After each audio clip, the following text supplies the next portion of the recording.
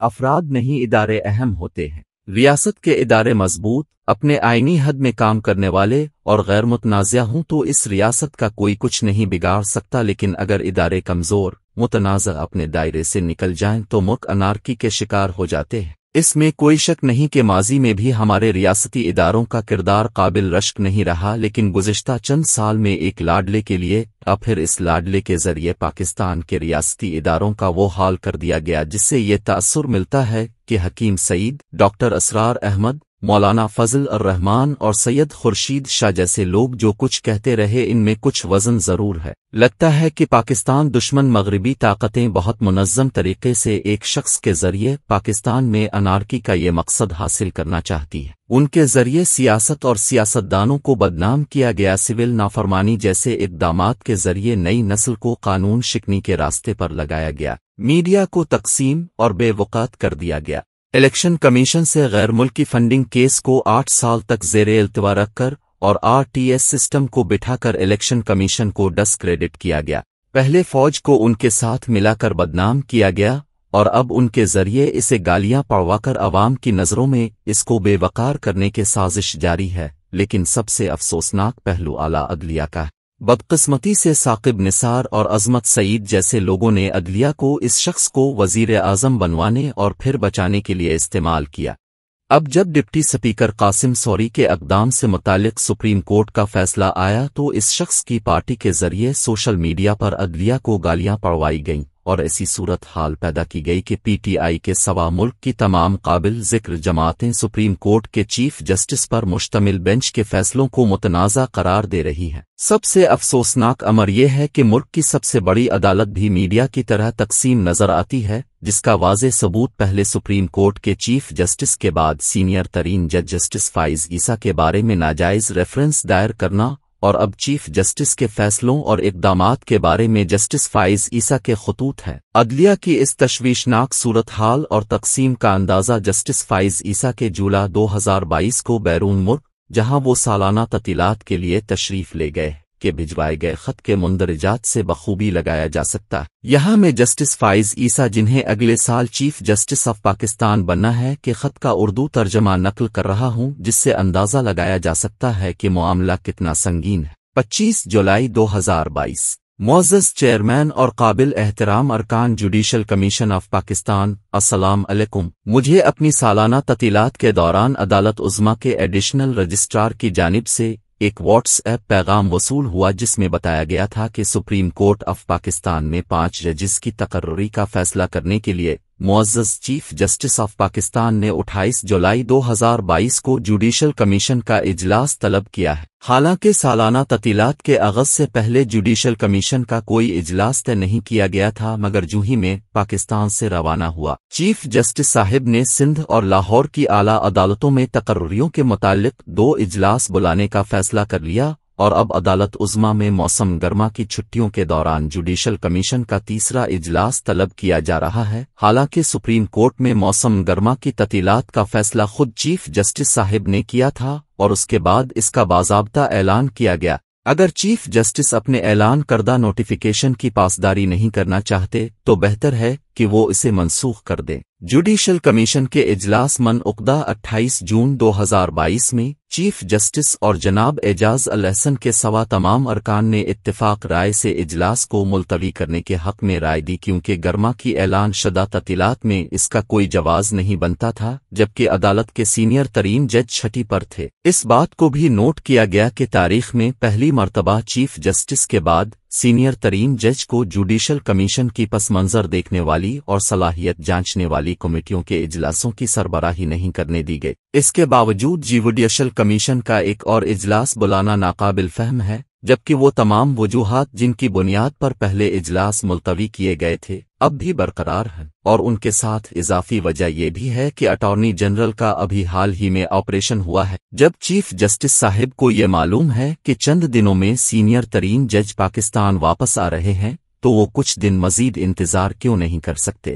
महीनों तक judicial commission के इजलास न बुलाना और फिर 3 इजलास यूं तलब करना जबकि सीनियर तरीन जज अपनी मंजूर शुदा सालाना छठी पर हों, ये जाहिर करता है कि चीफ जस्टिस नहीं चाहते कि बाकी जजेस इजलास में शरीक हों, जो वाज़े तौर पर गैर कानूनी और गैर आईनी है। ये बात काबिल जिक्र है कि मैं मौसम सरमा की ततीलात के दौरान भी काम करता रहा हूं और आम तौर पर मैं शाम को दफ्तर से निकलने वाला आखिरी फर्द होता था। मैंने एक भी ज़ेर इल्तिवा फैसला नहीं छोड़ा और न ही तफसीली वजूहात की फराहमी का इंतजार करते हुए कोई मुख्तसर फैसला सुनाया। जब अदालत उज़्मा में असामियां खाली हुईं तो चीफ जस्टिस साहिब ने कोई इजलास तलब नहीं किया, लेकिन अब अचानक ही उजलत में थोक के हिसाब से तकर्रुरी करना चाहते। 5 जजों की तकर्रुरी का मतलब अदालत उज़्मा का 1/3 से ज्यादा हिस्सा है, जिसे चीफ जस्टिस ऐलान शुदा सरकारी ततीलात के दौरान कमीशन के तमाम अरकान की शिरकत से गुरेज करते हुए मुनक़िद करना चाहते।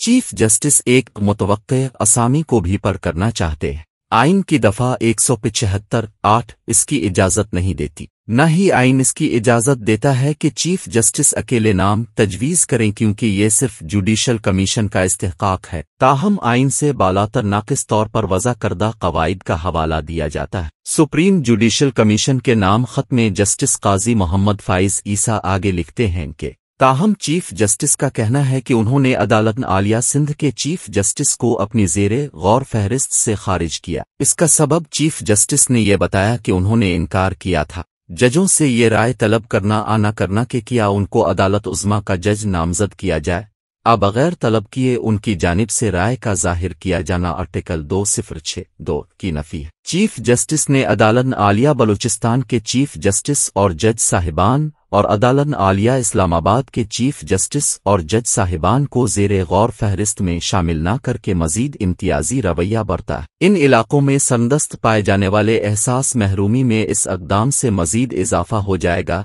इस हवाले से चीफ जस्टिस ये फरमाते हैं कि फलां ने सिर्फ देवानी फौजदारी टैक्स के मुकदमात की समाअत की और इसी में फैसले किए, और फिर मजीद कहते हैं कि वो कानून के दीगर शोबों में मतलूबा तजर्बा नहीं रखते। जज खुद अपने तय इसका तयन नहीं करते कि वो किस नौयत के मुकदमात सुनेंगे, लिहाजा इस बुनियाद पर उनको महरूम करना नाइंसाफी और नाजायज़ है। तमाम तैनातियां आइन के मुताबिक पहले से तयशुदा गैर इम्तियाजी मेयार के मुताबिक होना लाजमी है। सबसे बढ़कर ये कि ज़ाती पसंद नापसंद का शायबा भी ना हो। आइन चीफ जस्टिस को जुडिशल कमीशन के दीगर अरकान से ज्यादा किसी किस्म के इजाफी इख्तियारात नहीं देता।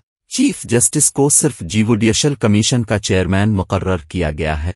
जब मौजूदा चीफ जस्टिस सीनियर तरीन जज की हैसियत से काम कर रहे थे तो उन्हें 5 रुकनी कमेटी की सरबराही सौंपी गई थी ताकि वो जजों की तकर्रुरी के लिए वाज़े मेयार तय करे।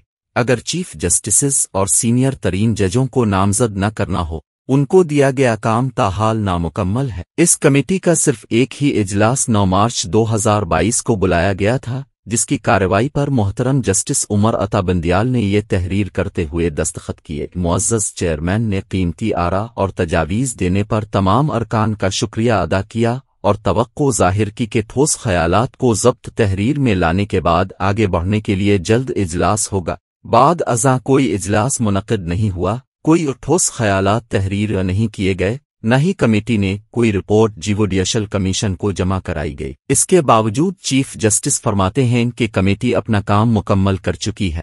कमेटी के जिन अरकान से मेरी बात हुई है उन्होंने इस अमर की तस्दीक की है कि कमेटी का सिर्फ एक ही इजलास हुआ था और कोई फैसला नहीं किया गया। बसद एहतराम ये जुडिशल कमीशन की तज़हीक और आइन की खिलाफ वर्जी है। आइन की दफ़ा 175 आला अदलिया में जजों की तकर्रुरी के बारे में बहुत वाज़ेह है और उसकी सख्ती से तत्बीक लाजमी है। आइन जुडिशल कमीशन को ये इस्तेहकाक देता है कि वो पार्लियामानी कमेटी के लिए जजों को नामजद करे। चीफ जस्टिस एक तरफा तौर पर फैसला नहीं कर सकते। अगर अपना तरह कार तय करने के लिए अव्वलीन जुडिशल कमीशन के बनाए हुए क़वाइद आइन से मुतसादिम हों तो उनको नज़रअंदाज करना लाजिम है, न कि आइन को। जुडिशल कमीशन का इख्तियार है कि वो किसी खाली असामी पर जज का इंतखाब करे, लेकिन इस पर यह पाबंदी नहीं कि वो सिर्फ चीफ जस्टिस के नामजद करदा जजों को ही मुंतखब मुस्तरद करे। आइन की दफ़ा ये नहीं कहती कि अकेले चीफ जस्टिस ही किसी जज को नामजद करे। चीफ जस्टिस साहिब ने एक सवालनामा तश्कील दिया।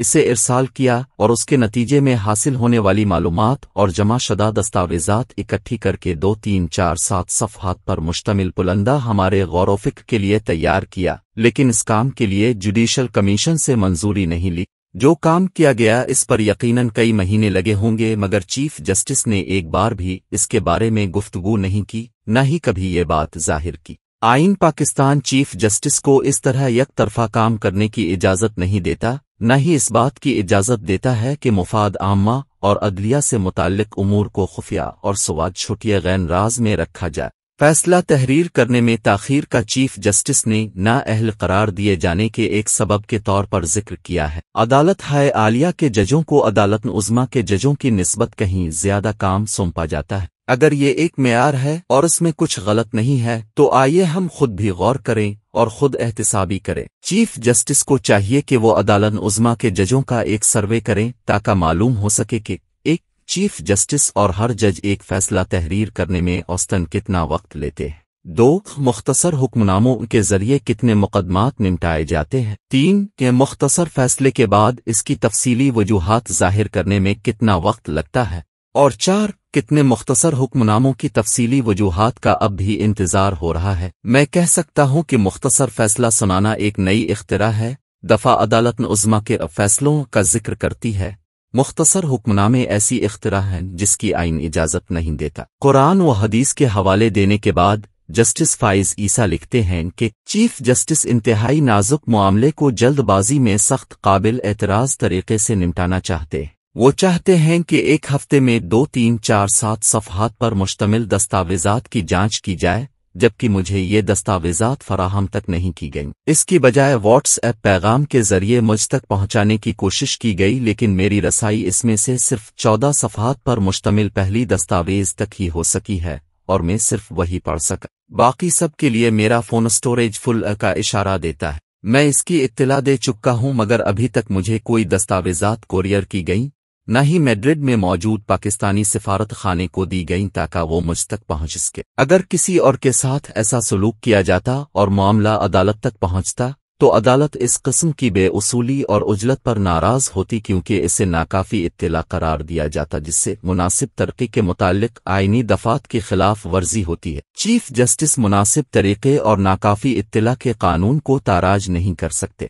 इसलिए मेरी गुजारिश है कि जुडिशल कमीशन ऑफ पाकिस्तान का इजलास मुलतवी किया जाए। इसके बजाय पहले हमें इस पर इजलास करना चाहिए कि इस मामले में आगे किस तरह बढ़ना है, और अगर अदालत हाय आलिया के चीफ जस्टिस और उनके बाद सीनियर तरीन जजों को नज़रअंदाज करना है तो पहले ये करना चाहिए कि नामजद करदा अफराद के लिए अहलियत के मेयार को जुडिशल कमीशन के सामने गौर के लिए रखा जाए, क्योंकि इस वक्त सीनियर तरीन जज वो जिम्मेदारी पूरी करने में नाकाम रहे हैं जो उन्हें सौंपी गई थी। आपका मुखलिस काजी फाइज ईसा, सीनियर तरीन जज, अदालत उज़्मा पाकिस्तान।